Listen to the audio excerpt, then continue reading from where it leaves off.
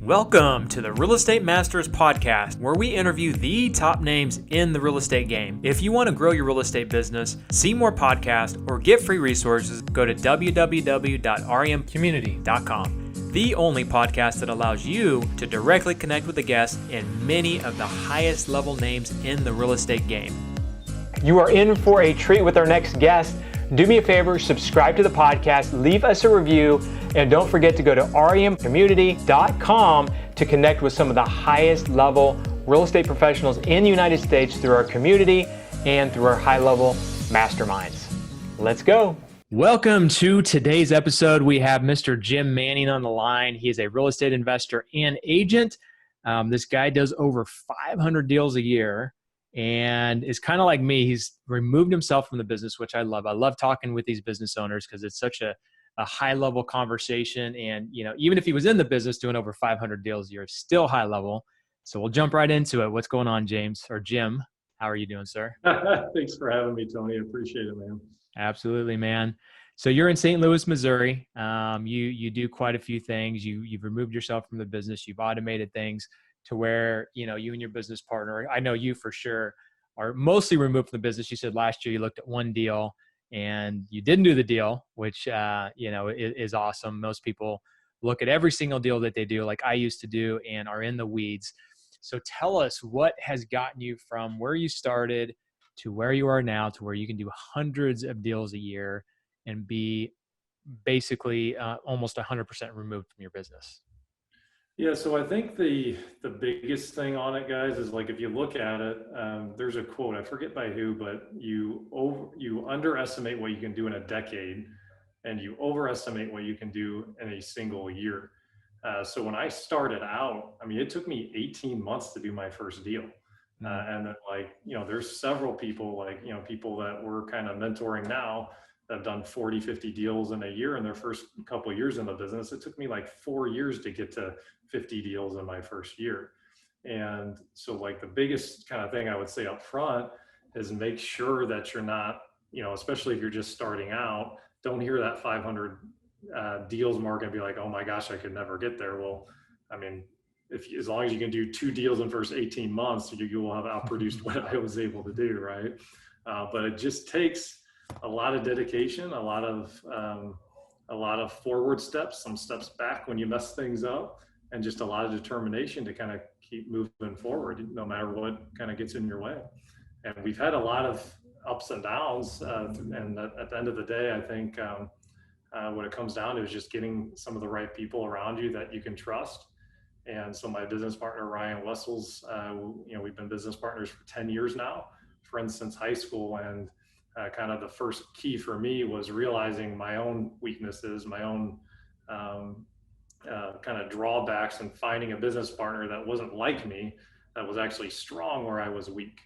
And so, like, Ryan and I kind of had a really good synergy, and it's really kind of helped us get rocking and rolling and growing this thing over the last decade or 13 plus years of being an investor. So. Yeah, that was a really good nugget you just said. Tony Robbins says that all the time. He says it, you overestimate what you can do in a day, but you underestimate what you can do in a lifetime, is how he puts it. But it's the same thing. It's like, you know, no matter where you are, you have so much opportunity and so much growth that you can do that you don't realize what your potential is until you get there. Because, like, I can even look 5 years ago where I was, and at the time, you know, I felt like I was at a fairly high level, but then I even, you know, 5 years later was even dramatically higher than I thought I could ever be. And I can only imagine another 5, 10, 15 years will do. And so 18 months. So a lot of people don't fight in their first deal, right? A lot of people get in this business, they don't find their first deal. You were fortunate enough that you had the, I guess, tenacity, whatever you want to call it, to find your first, to stick it out 18 months, right? Most people, a month, 2 months, 3 months, they're out of it, they're done. And I've heard this from many people that it's taken them many months to find their first deal. I was fortunate enough, I think within about 3 months, I found my first deal, got the first taste, and really got motivated. So tell us about that 18 months. What did that look like to you, and what kept you going to continue looking for your first deal? Yeah, so I think the first thing looking back is that I lied to myself. I told myself, well, I got to learn all this stuff because I don't want to lose any money on my deal. And oh my gosh, like I just have to learn and I have to learn and I have to learn. And the first year was just spent on podcasts, on YouTube, you name it, just trying to figure out this whole investing thing. I remember I bought $1,000 course online to just teach myself how to do like repair estimates and like a system to work with contractors, you name it. But at the end of the day, looking back, what I was really doing was I was actually I was procrastinating because I was scared to do the couple key things that are required to be able to make money. And I was really scared to start spending some money on marketing and investing in that. I was really scared to start talking to people because I was insecure. I thought, well, I'm not good enough. I'm not, people are going to see right through me if I call a wholesaler like that, and I haven't done my first deal. Like, is that wholesaler going to take advantage of me? So I don't want to do that. And I got into this thought pattern or loop of I just had to learn. And I didn't actually do anything.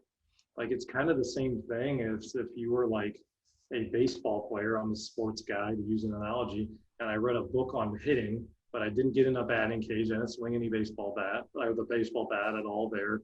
I didn't actually get in the game because I was too scared to do that. And I just read 15 books about how to hit a baseball. Right. Like at some point until you get in a game, you're not going to have true knowledge, right? So yeah, so like it was like, Just basically it was analysis paralysis, right? Just making sure you had everything perfect before you jumped into something. Yeah, and what's amazing about this, guys, is like we talk a lot. So I have my own podcast as well. Doors to Deals is the name of it, and I interview a lot of people too. And like literally, a pretty high percentage of people like have had some sort of obstacle or they've had fear, a deep dark fear of losing a lot of money on a deal, and a high percentage of them actually it happens to them. And one of their fears was actually ends up happening, and then they end up okay and they end up better. I can't tell you the amount of people I've had that have said, oh, my deepest fear was this, a version of it was a version of it happened, and then all of a sudden I realized, looking back, it was the best blessing that I've ever had in my life. It was like literally the best thing that could have ever happened to me, because had I not gone through that, I wouldn't have developed the skill set, and I wouldn't be the individual I am today, being able to do the things that I did. So like totally. A lot of times we feel, we're so afraid of things, and then, it's false evidence appearing real, I think is a common one that we hear all the time. But at some point you just have to kind of man up and have some courage and get into the game, Yeah, I know a lot of really successful real estate investors. A lot of ones I know are kind of the ready, fire, aim personality. They fire it, or it's kind of like jumping off a cliff and just building a parachute on the way down.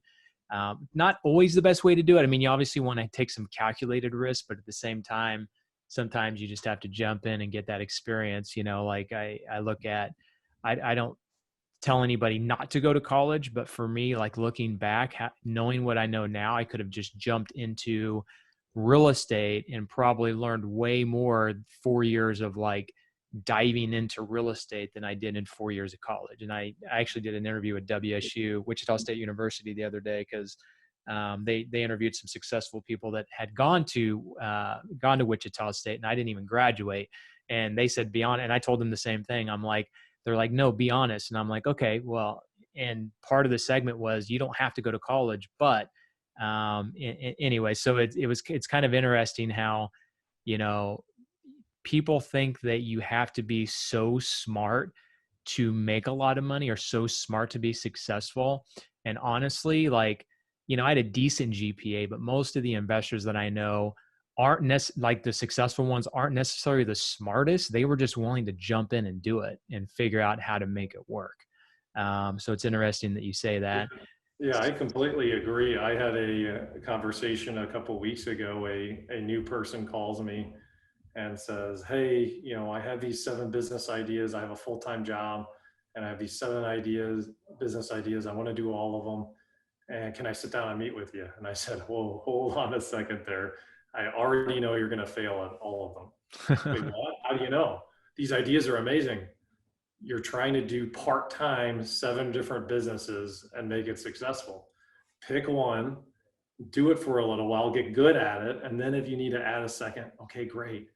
But at a certain point, I can typically know, like if I'm in some mastermind groups and things like that, there's been a trend with the entrepreneurs that I meet, the people that are doing the least amount of things really, really well and have the least amount of businesses typically are making more money than some of the other people that come in the group and say, oh, I have these 5 different things going on. I'm coaching, I'm wholesaling, I'm flipping, I'm doing all these different things. And I've noticed a trend even and the level of success with people that are doing less things. So yeah, I had someone in a mastermind group say, hey, I've been in the doing this for a year and I've been doing well at it, so I want to do this. And I'm like, wait a second, you've only been doing it a year.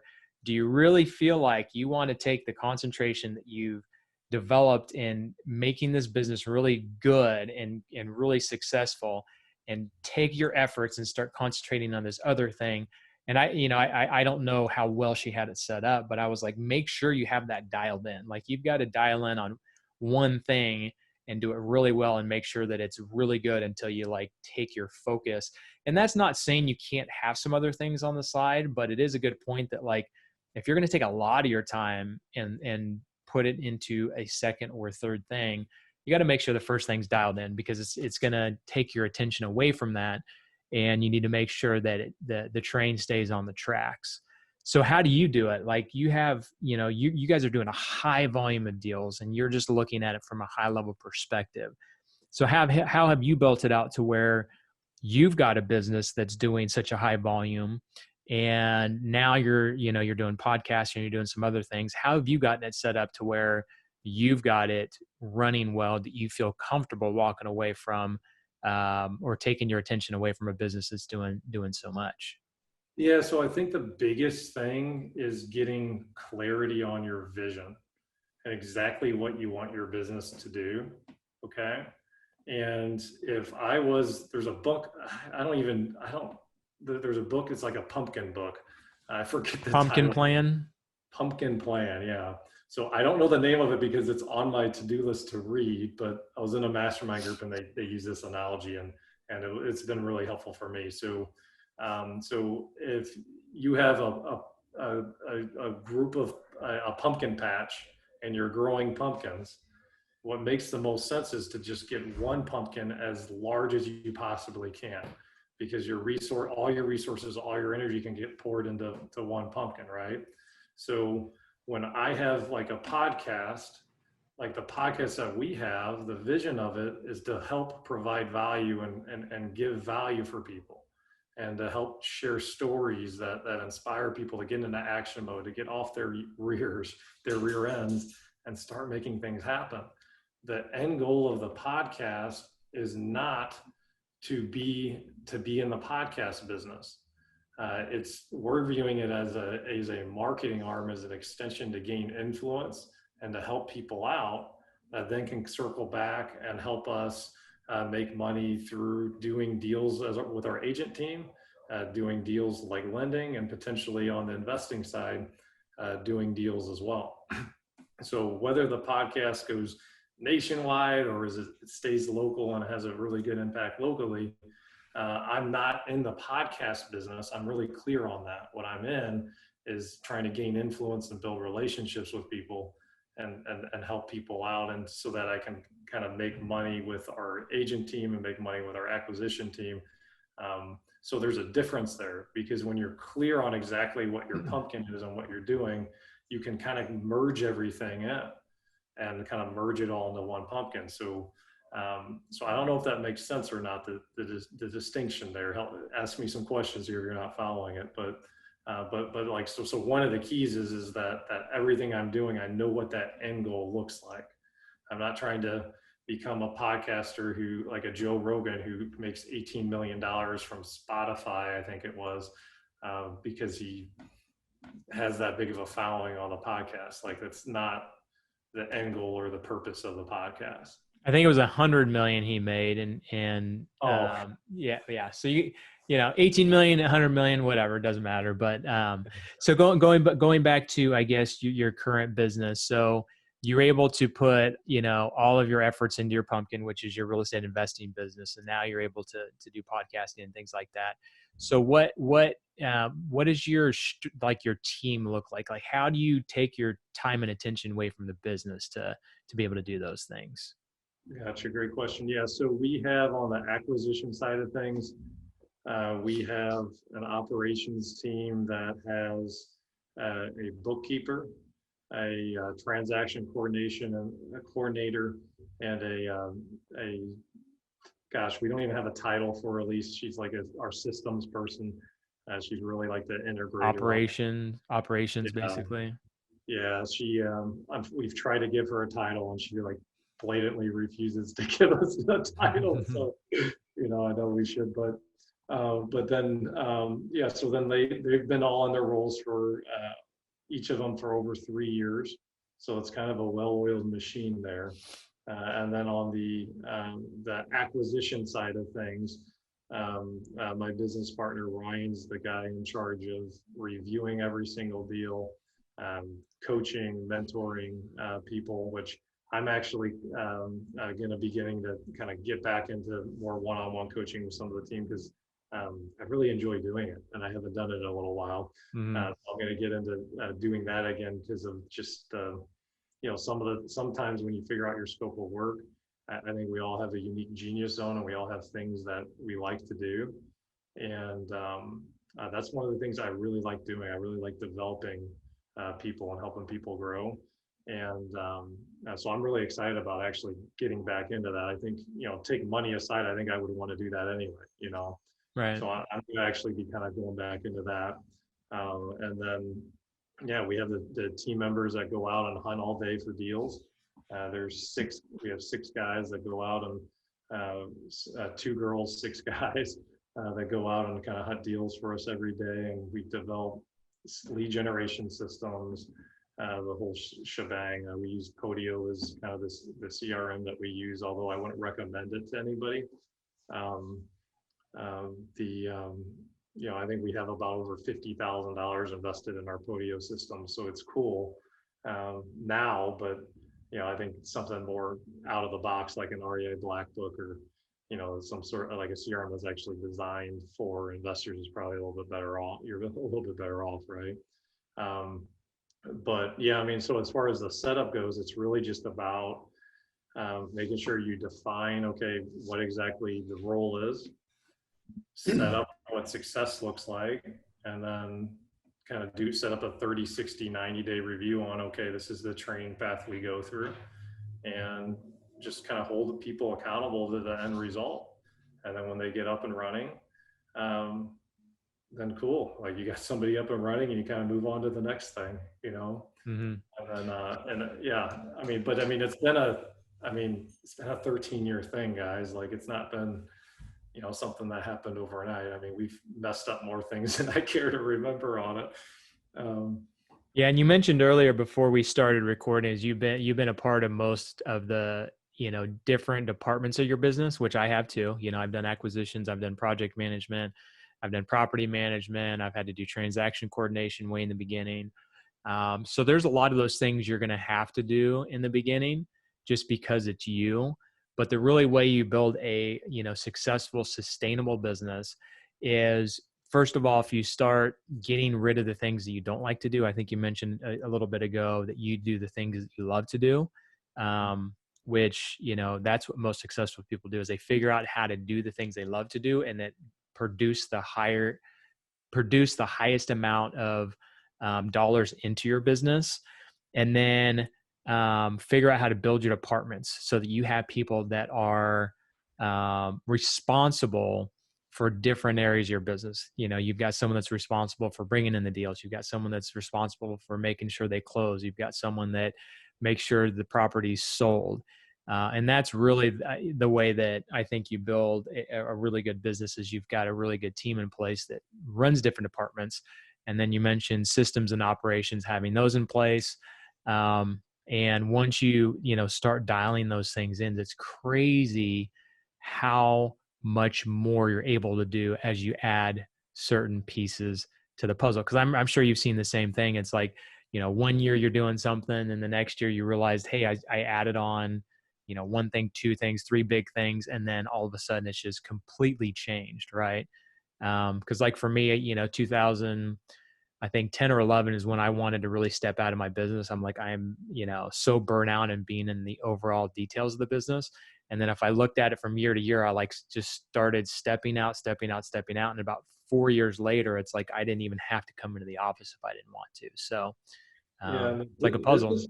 yeah, they go through an evolution, and people think it's like like you're a baby and you crawl, and then you're a teenager that needs a lot of attention. Like the teenager can kind of go away and spend the night out, but then also inevitably you have to have that talk with the teenager for staying out past curfew. You really have to watch that teenager, and then that teenager grows up into an adult, and then you get to like just play with your grandkids, like, and feed them candy, and then like say, hey, see you later. It goes through these evolutions. So like just because you hire a transaction coordinator that's working out doesn't mean you're not ever going to get that job back. Like when you're in a crawl phase, right? Like you may hire the right person and then they just prove to not be as talented as you want, and you may have to let them go.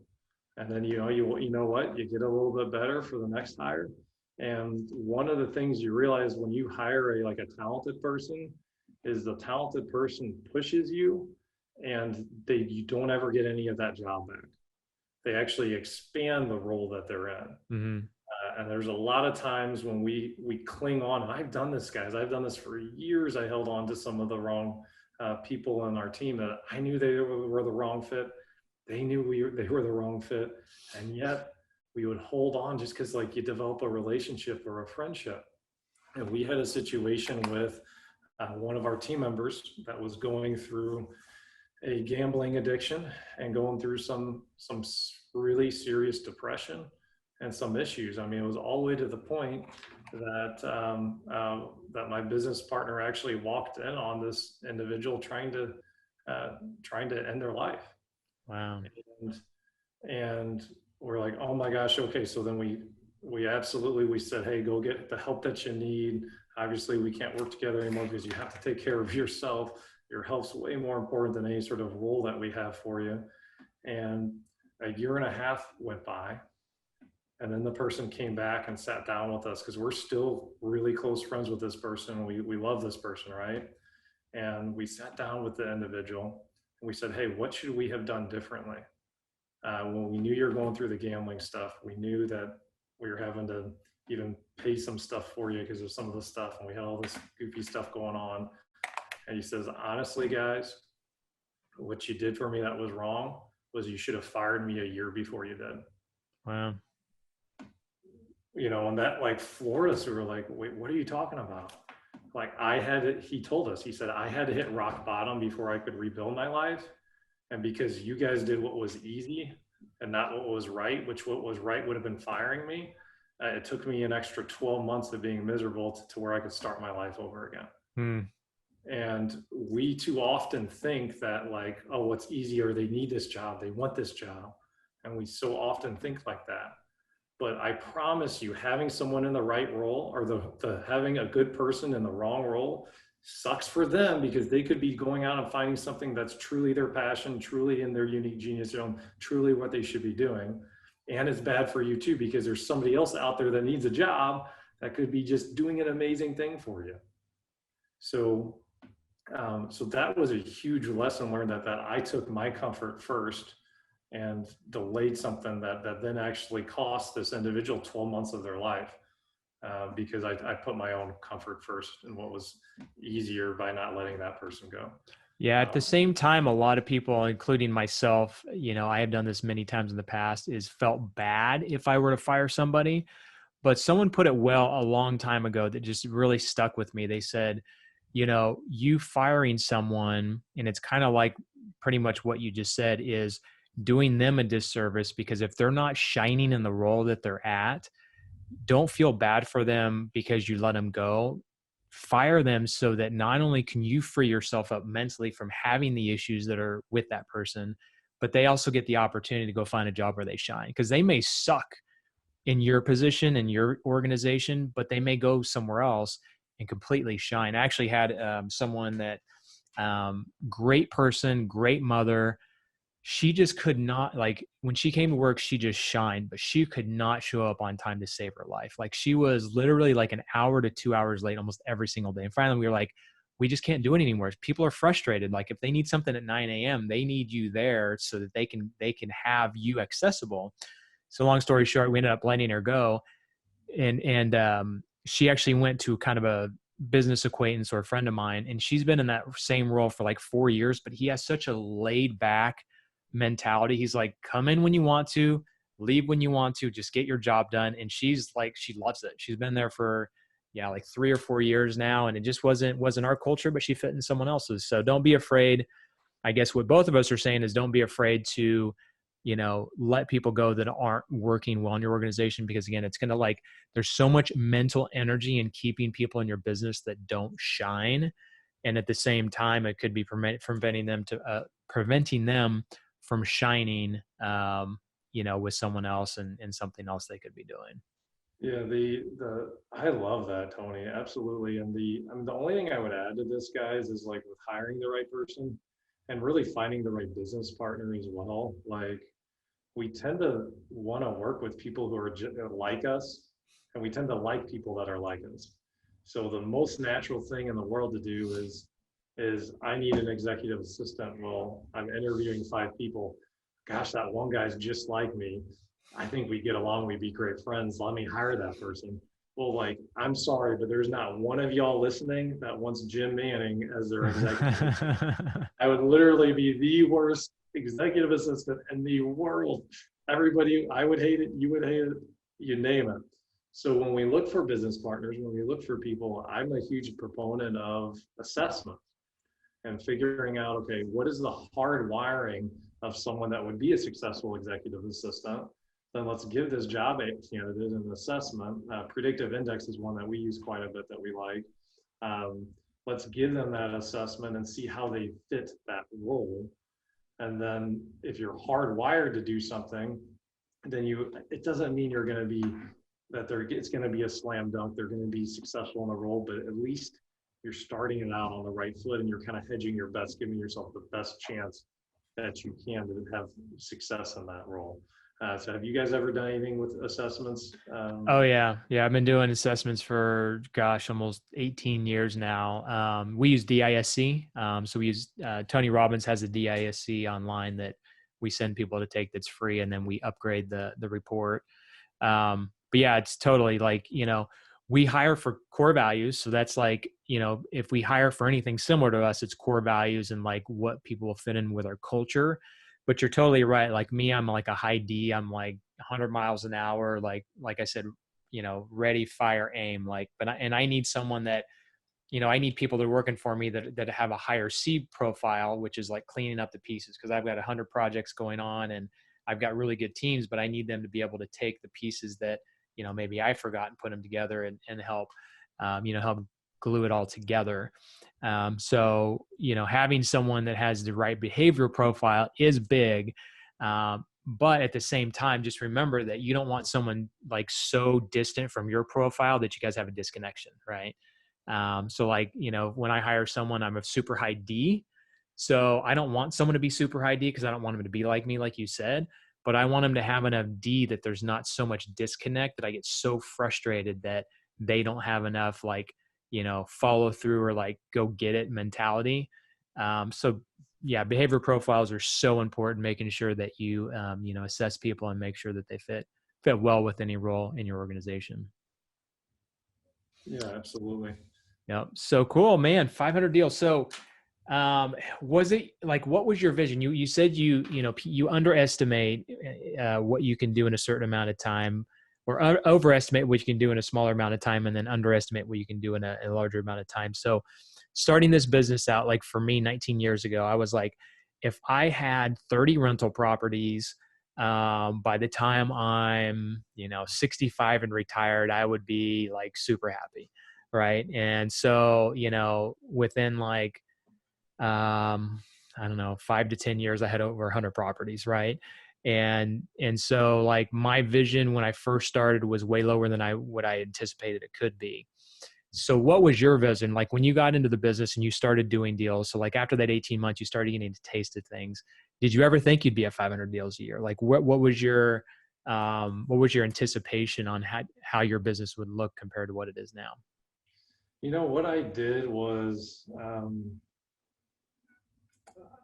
don't know if I wish I had kind of began in the past with kind of like an end revenue goal, because like we got down a rabbit hole where the goal was, hey, let's build the biggest, baddest company we possibly can and do the most amount of deals that we can. And when you go after something like that, that can kind of create like that where you're a hamster on a hamster wheel type of feeling. And you're chasing down deals and you're chasing down deals and you're chasing down deals. And we've had years where we did an extra 100 deals, but we made the same amount of profit at the end of the day.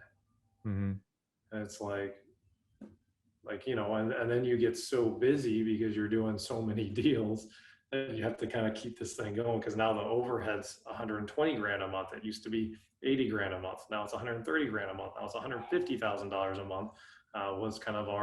Was our record, right? $150,000 a month of overhead to carry. And I think it's almost like a false idol. Like I think it was like stroking, I can't speak for Ryan, but I can speak for myself, but kind of stroking kind of like the ego part of me that like, hey, like we have to build this biggest, baddest thing. And if I had to do it all over again, and we got really aggressive with like one of the best business principles that you can use and practices is leading with revenue. Well, there were times when we didn't lead with revenue. We tried to get just aggressive and do more deals, that we took some risks that we quite frankly shouldn't have. And when we bought a 50 house package that our operations team wasn't ready for, that, it ended up being okay, but we broke a few things and we created a lot of damage, right? So I think if I had to give anybody any advice, it would be kind of like keep the, it's not always, you're not always making the most amount of money the more deals you do. It's like, well, how do you retain profit and grow it? So now what the goal is how do we build the most profitable business that we can and the life that we want, and have that carved out like that exact ideal lifestyle that we want. And that's completely different. So yeah, it's cool. I can say that we did 588 deals last year. That's great. That's fantastic. And I wish what I would say is that, hey, our goal was to make $5 million this year and we hit it, like regardless if I did one deal or 588, right? So I think the goal starting out was really just kind of just make me feel important, make me feel like I was doing something big and important and helping a lot of people out. Because like the one thing I would say about doing a lot of deals is you are feeding a lot of people. You're feeding a lot of contractors doing all those jobs, and you're creating a lot of jobs, a lot of opportunities. But really at the end of the day, getting that vision crystallized on exactly the business, all it is a vehicle for what you want your life to be. Exactly what you want out of it. And until you get really crystal clear on that, like it can be an interesting thing. Like in our case, like we end up getting such a beast that we kind of looked at it at the end of the day and we're like, okay, well, like we need to slow down and we need to think and do things a little bit smarter, because we were in a situation where that revenue and expenses were going up at the same clip. It's like, well, why would we have an extra 3 team members and have an operations manager if all that's just eating into the additional profit? And when you're doing such a high volume, our losses went up too. We started losing more money than we were used to losing on properties. So there's kind of that fine line, right? They call it diminishing returns. I mean, you start growing your business, you got to figure out where you feel like you're growing and the most impact is, because some people, they get to more deals, then they kind of start doing this, right? About a year and a half ago, we decided to downsize our team because we realized we were investing way too much in what we were doing. We started cutting out the marketing when weren't working. We started cutting out departments we felt like weren't returning. We stopped, doing some of the deals we thought weren't great. And now we have a very lean team to where if we have a slow month or two, it's not $100,000 check we're writing, to ride and fund the business. So it's, there's a big shift, I feel like, in the real estate investing industry, because the competition has gotten so high in the last 5 years, even 10 years, that people are looking at their businesses better, because, I know people that are doing 5 to 10 deals a year that are making more money than some of the guys that are doing 100 deals a year, so the leaner you can do it, and you got to find out that sweet spot of like, what lifestyle do you want? When you get to a certain amount of deals, if you don't have the right team in place, you're going to be sucked into the business. You're fortunate enough to where you scaled the business and you're not in the everyday details, but that's not everybody. Not a lot of people can do that. We need to wrap it up here. So any last words that you have, like what are some things that you feel like our listeners should know, whether they are new in the business, just starting out, or maybe they're seasoned investors that you think would be good for them to take home with them? Yeah, I mean, it's a simple business. It does not take you 18 months to learn this thing. If you want to do more deals, get in front of homeowners. You can do that with direct mail. You can do that with PPC. You can do that with cold calling. You can do that in networking with wholesalers, you name it. You can do it a number of ways, but it's really that simple, and make more offers. And a lot of times we overcomplicate it. We think it's this big, complicated thing. And the more I get into this, the more I realize just how stinking simple it is. Mm-hmm. Now, just because something's simple, excuse me, just because something's simple doesn't mean it's easy. Right, for sure. Right. So like what I would say is just make sure that you realize that, and just focus on the couple key important tasks. Getting good at negotiating deals, getting good at lead generating, getting good at building rapport with the seller. And then you can really very easily, one of the best things in real estate is you can easily make 100, 200, 300 grand in a year and really have a pretty lean company if that's what you want. Mm-hmm. So I would say honestly, just keep it simple. And what happens, and this is one of my pet peeves, what happens is there's a lot of really good marketers in the space, and somebody has a new shiny object that's a magic bullet that's going to literally help you grow money on trees. Like that's like how it feels when you hear these marketers talk about this new investing niche. Well, one thing I would tell you guys is that it's not new. It's already been around for probably 20 plus years. It's just a new marketing name for it. It's already been around. It's already there.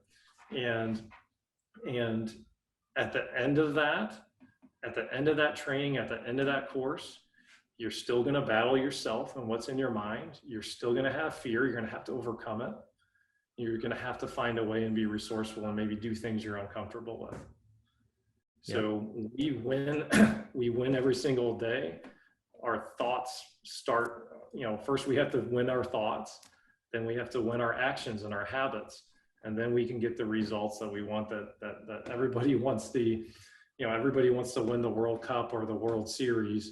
But what people don't see is they don't see that professional athlete dedicated literally their entire life. They've practiced for hours and hours and hours to be able to get good enough to get on the field and dedicate into the craft. So you don't see all that. You want the end result, the end prize, but you don't necessarily want to do all the work to get there. So if you can't get into action mode and kind of combat that and like really work on kind of winning your thoughts and overcoming your obstacles, doesn't matter. Right? You can spend $1,000 like I did on a repair program, or you can buy whatever online course you want. You can hire whatever guru you want, and you will not be successful if you don't win the battle in between your ears.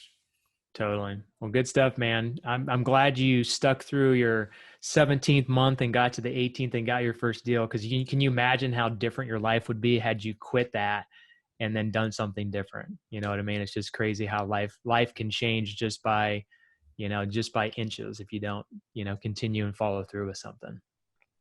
Absolutely. I appreciate that, man. Well, thanks for having me. I appreciate you. And talk to you till next time, man. Yep. We'll catch up soon. Thanks, bud. I appreciate it. All right. See ya. See you, man.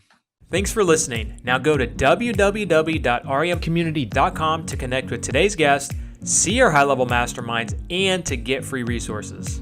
Don't forget to share this with a friend and leave us a 5-star review. We'll see you on the next episode.